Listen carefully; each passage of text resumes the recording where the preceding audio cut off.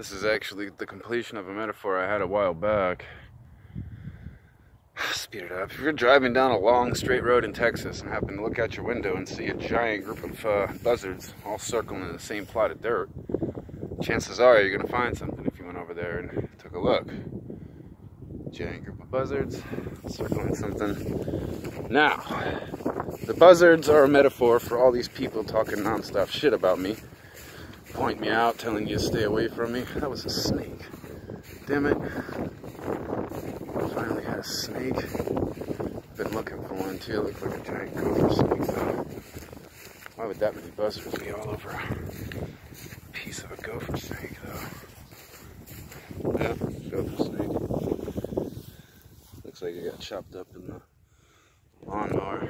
Well, at least we know there's snakes out here. It's snake season. That's not a diamondback, that's a gopher. What? That's what I mean.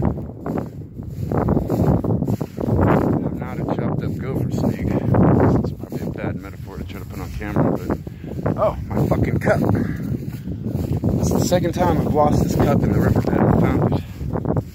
This is now officially dual wielding awesome boss of cups.